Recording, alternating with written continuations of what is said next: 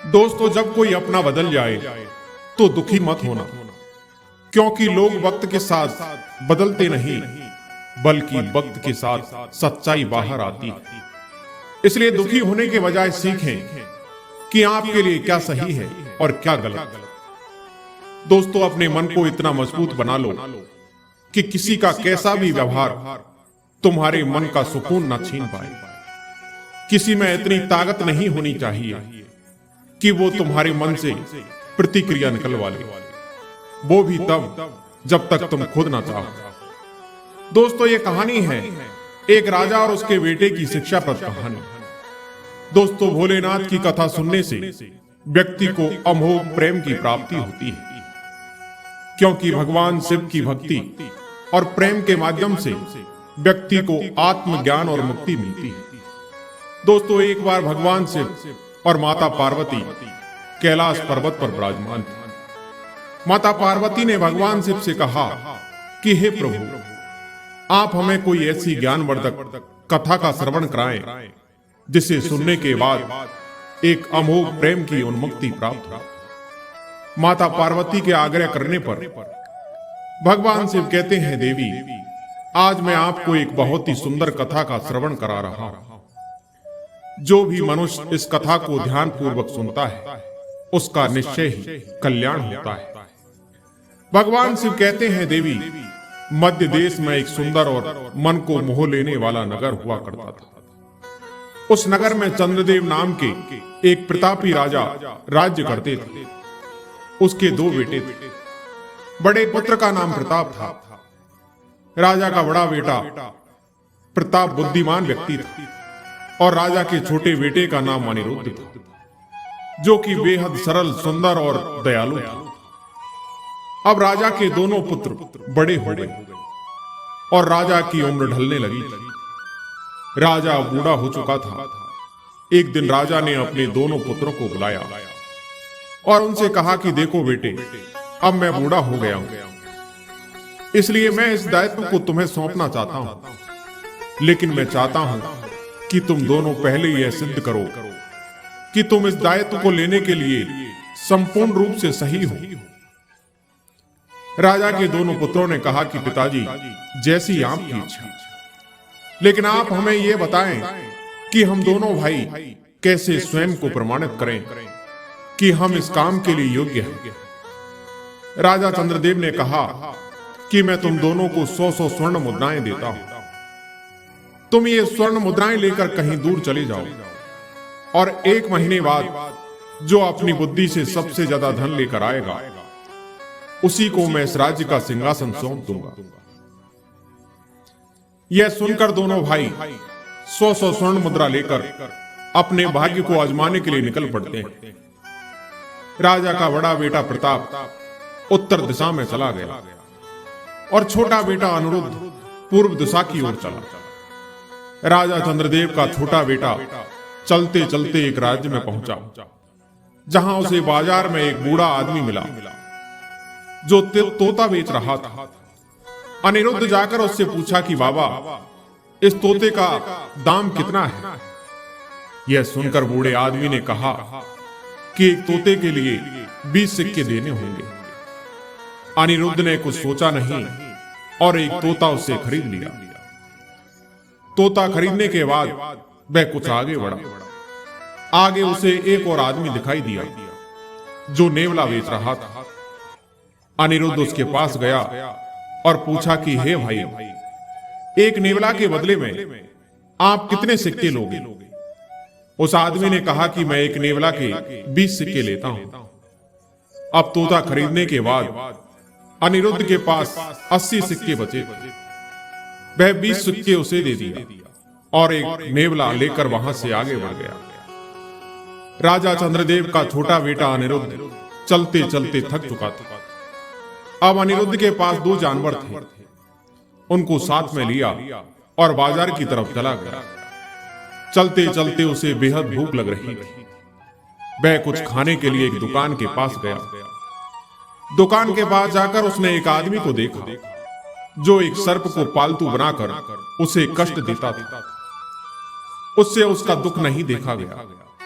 और वह उस आदमी से बोला कि हे भाई, इस सर्प को तुम कितने सिक्कों में बेचना चाहोगे?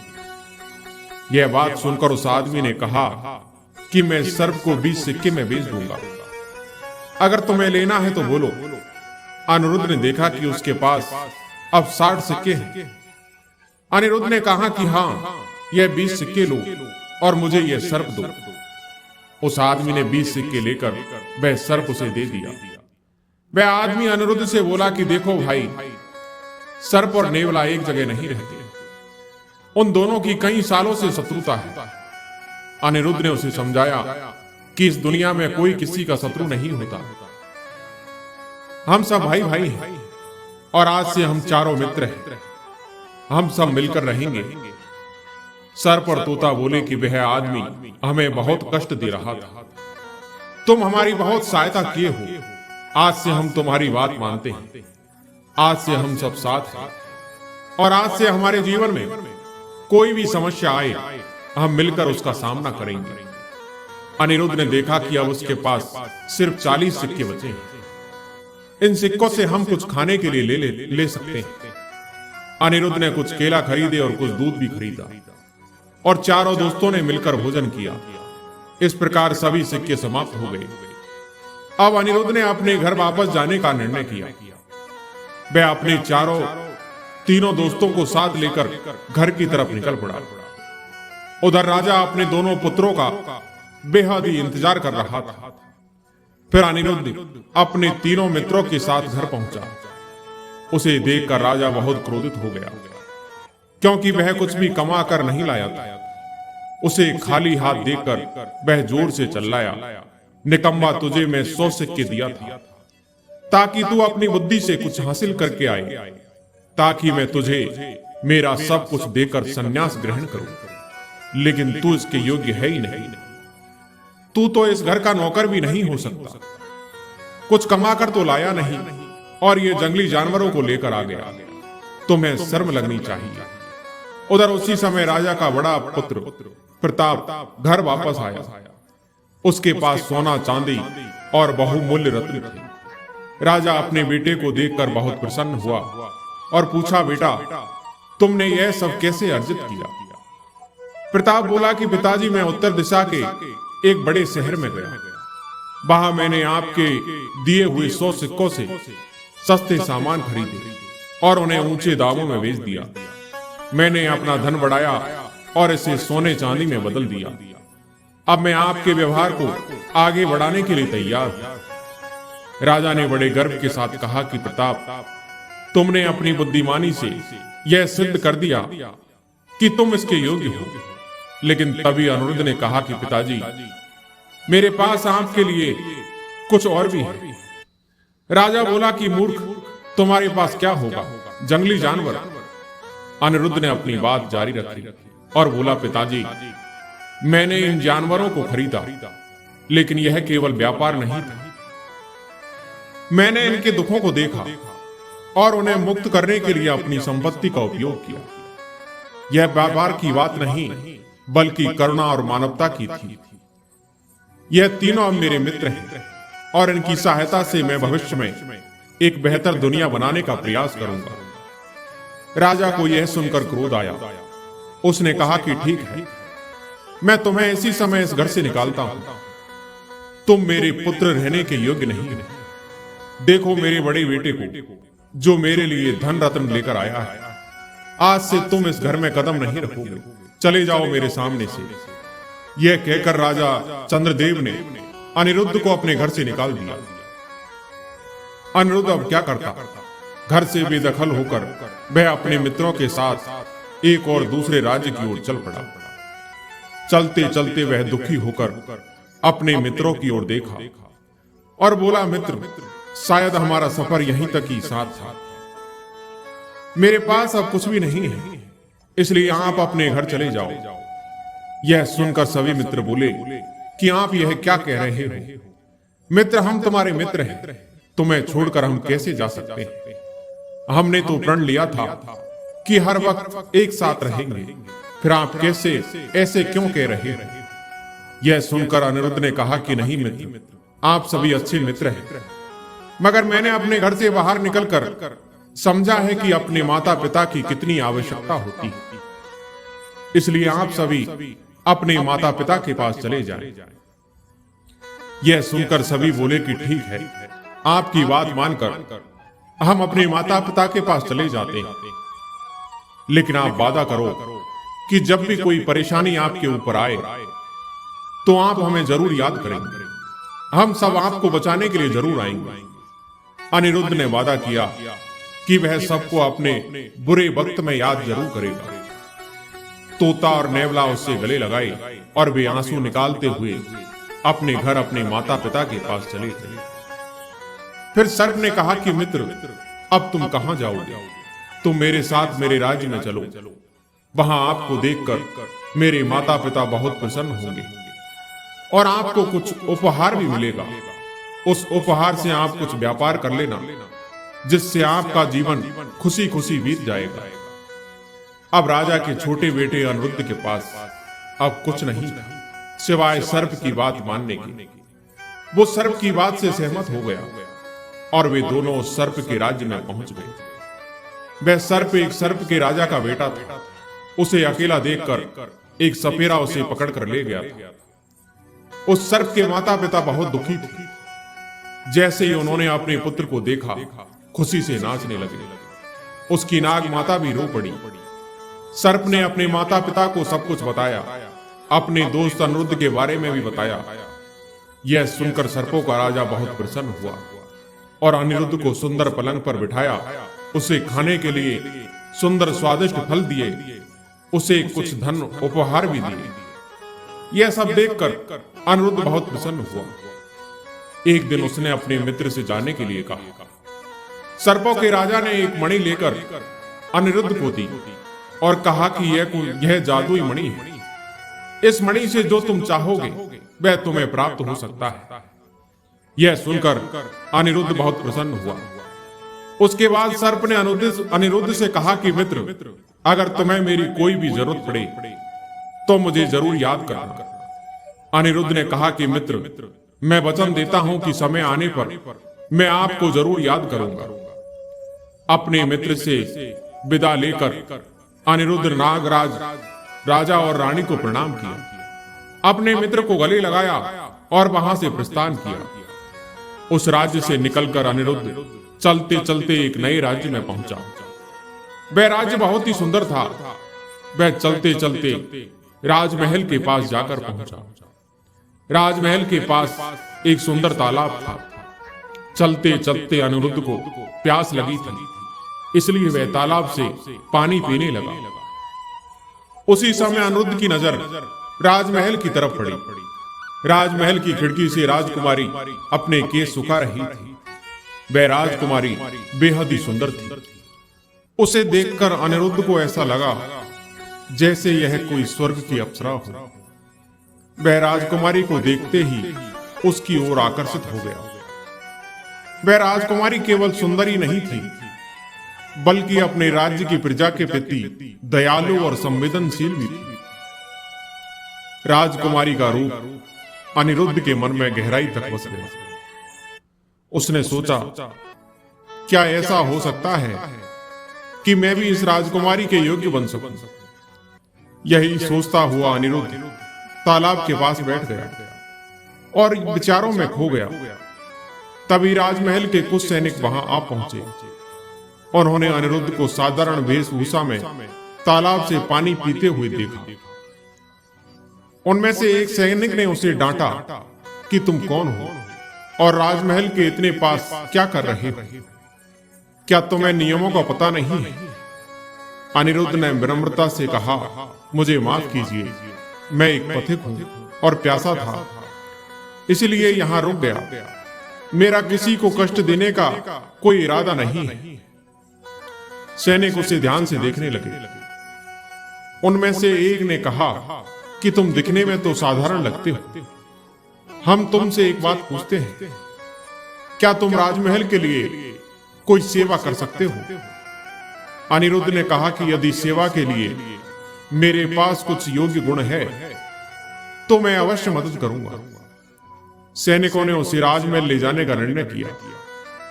जब अनिरुद्ध महल के अंदर पहुंचा तो वहां का भव्य दृश्य देखकर वह चकित रह गया। हर तरफ सोने चांदी से सजी दीवारें और सुंदर चित्र बने हुए थे। महल की सजावट उसकी सादगी भरी दुनिया से बिल्कुल अलग थी। राजमहल में राजा और रानी अनिरुद्ध से मिले। राजा ने उससे कहा कि पथिक, हमारे महल में तुम्हारा स्वागत है, लेकिन बताओ तुम कौन हो और इस राज्य में क्यों आई हो? अनिरुद्ध ने सिर झुकाकर पूरी विनम्रता से कहा कि महाराज, मैं एक गरीब बाप का बेटा हूं।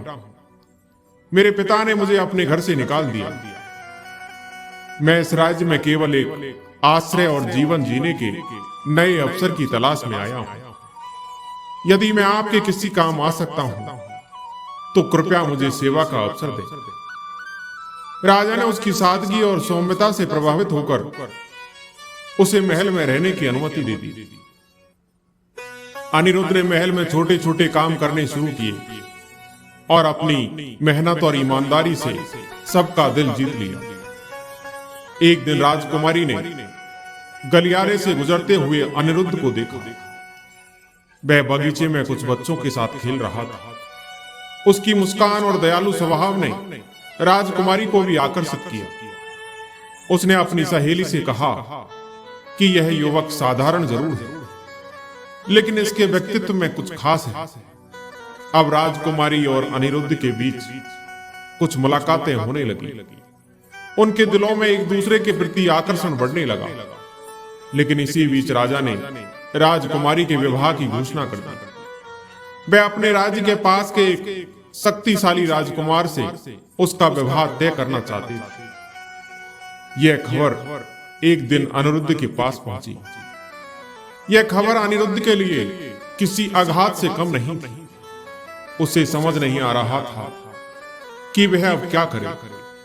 उसने निर्णय लिया कि वह राजा से बात करेगा और अपने दिल की बात बताएगा। जब अनिरुद्ध ने राजा के सामने अपनी बात रखने का प्रयास किया तो राजा का चेहरा गुस्से से लाल हो गया। अनिरुद्ध की बात सुनकर राजा ने कहा कि तुम जैसे साधारण और निर्धन व्यक्ति की हिम्मत कैसे हुई कि वह मेरी बेटी के लिए अपने मन में ऐसे विचार लाए? तुम तो यहां नौकर बनने के लायक भी नहीं। राजा ने अनिरुद्ध का अपमान करते हुए उसे महल से बाहर निकालने का आदेश दे दिया। अनिरुद्ध अपमानित और टूटा हुआ महल छोड़कर चला गया। लेकिन उसके मन में राजकुमारी के लिए प्यार और अपने स्वाभिमान को पूर्ण स्थापित करने की प्रबल इच्छा जाग चुकी थी। उसे याद आया कि उसके पास एक जादुई मणि है और वह मणि कोई साधारण मणि नहीं है, बल्कि एक जादुई है। उसने मणि निकाली और कहा कि तुम किसकी हो? उस जादुई मणि ने कहा कि मैं जिसके हाथ में हूं मैं उसी की हूं। अनिरुद्ध ने कहा कि तुम मेरे लिए इस राजमहल के सामने एक सुंदर महल बना दो, जो कि इस महल से कई गुना सुंदर होगा। उसके सामने एक सुंदर तालाब होगा। तालाब के बाहर सोने के फूलों वाले बहुत सारे पेड़ होंगे।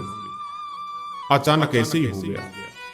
यह देखकर वहां के सभी लोग आश्चर्यचकित हो गए कि ऐसा कैसे हो सकता है।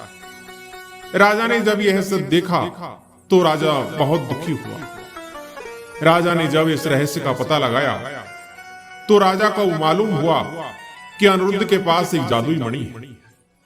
राजा ने सोचा कि अनिरुद्ध के पास जो जादुई मणि है, अगर वह मणि मुझे मिल जाए तो मुझसे धनी और समृद्ध कोई नहीं होगा।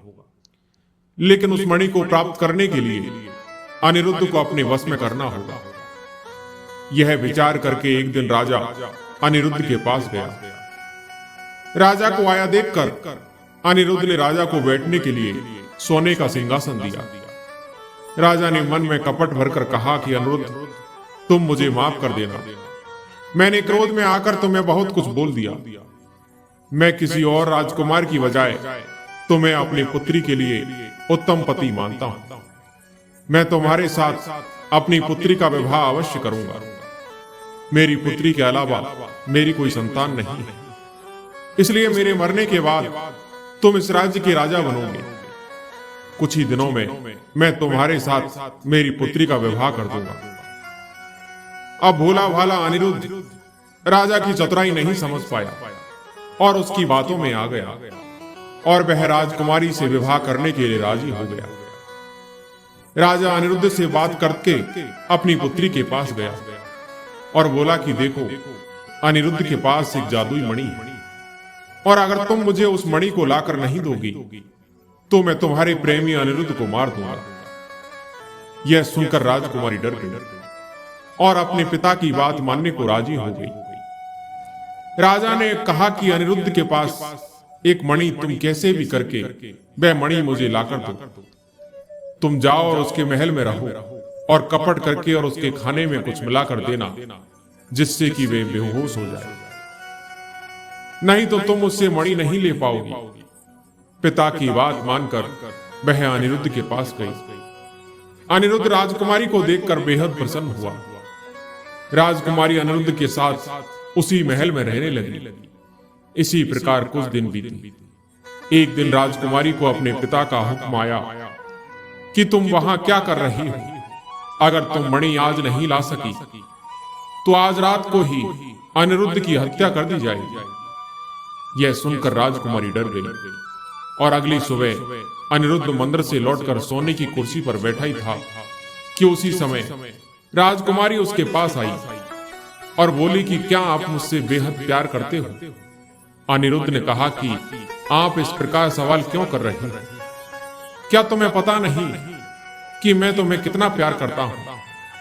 राजकुमारी बोली कि आप मुझसे प्यार नहीं करते, नहीं तो तुम मुझे बताते कि वह जादुई मणि को तुम कहां रखते हो। यह सुनकर अनिरुद्ध ने कहा, बस इतनी सी बात, मैं हमेशा जादुई मणि को भगवान की मूर्ति के नीचे रख देता हूं।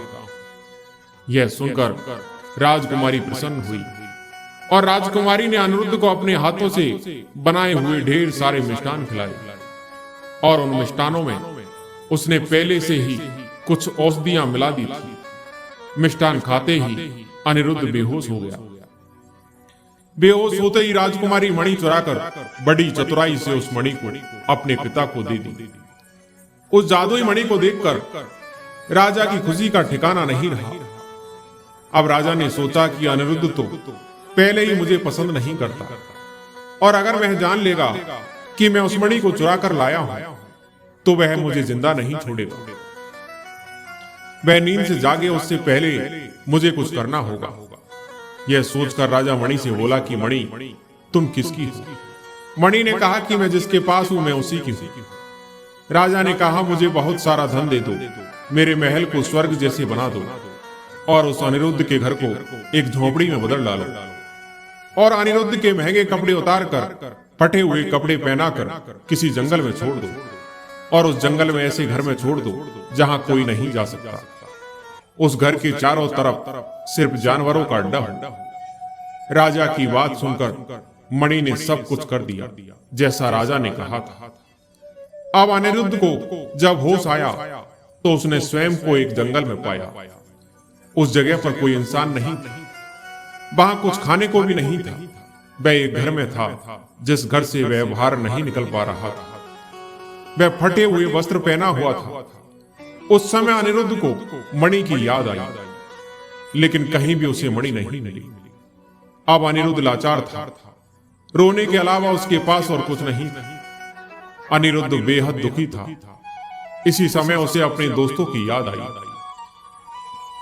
लेकिन वह चिंता में पड़ गया कि क्या उनको मेरी बात सुनाई देगी, क्या वह मुझे याद करते होंगे। यह सोचकर वह अपने मित्रों को पुकारा। मित्र की पुकार सुनकर सभी मित्र उसके पास पहुंचे। तोता उड़कर वहां पहुंचा, उसके ऊपर सांप और नेवला बैठकर अनिरुद्ध के पास पहुंचे। अनिरुद्ध जिस घर में था उस घर में कोई द्वार नहीं था, इसलिए नेवला नीचे मिट्टी में सुरंग बनाया। सुरंग की सहायता से अनिरुद्ध बाहर आया। मित्र की ऐसी हालत देखकर सभी बहुत दुखी हुए। अपने मित्रों को देखकर अनिरुद्ध रोने लगा और बोला कि राजा ने मुझे धोखा देकर वह मणि मुझसे छीन ली। सभी मित्र बोले कि आप चिंता ना करें, हम राजा से मणि लेकर जरूर आएंगे। तोता उड़कर गया और जंगल से फल लेकर आया। फल खाकर अनिरुद्ध को थोड़ी शक्ति मिली। इसके बाद तोता, नेवला और सांप उस राजा के पास पहुंचे।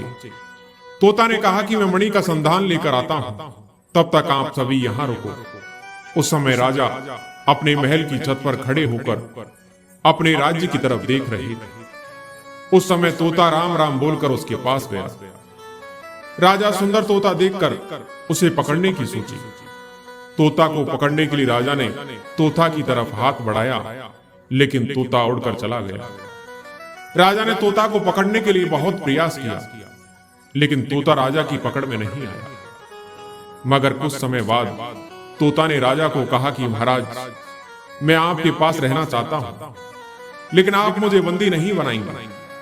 इस बात से राजा राजी हो गया। तोता जाकर राजा के महल में रहने लगा। उधर तोता ने देखा कि राजा उस जादुई मणि को अपने मुंह में छुपा कर रखते हैं। यह देखकर वह तोता अपने दोस्तों को सब बताया, और एक रात को जब राजा सो गया तो तीनों मित्रों ने राजा के महल में छुप छुप कर प्रवेश किया। सर्प ने राजा की नाक में डंक मारा, जिससे राजा को छींक आई। छींक आने से मणि राजा के मुंह से बाहर आ गई। मणि को लेकर तीनों मित्र अनिरुद्ध के पास पहुंचे। मणि देखकर अनिरुद्ध बहुत प्रसन्न हुआ। वह मणि को कहा कि मणि, तुम किसकी हो? तब मणि ने कहा कि मैं जिसके हाथ में हूं, मैं उसी की हूं। अनिरुद्ध ने मणि से कहा कि मुझे फिर से ऐसे कर दो जैसे मैं कल था। सच में अब अनिरुद्ध उसके महल में था। अब वह कहा कि राजा को अब उसी स्थान पर छोड़ आओ जहां मैं था। जादुई मणि ने राजा को उसी स्थान पर छोड़ दिया जहां से राजा कितनी भी कोशिश करे निकल नहीं सकता था। अब सभी खुश थे। कुछ दिन बाद ही राजकुमारी से अनिरुद्ध ने विवाह किया, और इस प्रकार अपने दोस्तों की सहायता से अनिरुद्ध वहां का राजा बन गया। दोस्तों, कहते हैं जिंदगी उसी के साथ खेलती है जो खिलाड़ी बेहतरीन होता है, मगर हौसला सबका अलग अलग होता है। कोई हताश होकर बिखर जाता है तो कोई संघर्ष करके निखर जाता है। दोस्तों, मुझे सुनने के लिए शुक्रिया। आज की कहानी यहीं पर समाप्त होती है। मैं उम्मीद करता हूं कि ये कहानी आपको जरूर पसंद आई होगी। कहानी पसंद आई हो तो हमारी वीडियो को लाइक और सब्सक्राइब जरूर करें। धन्यवाद।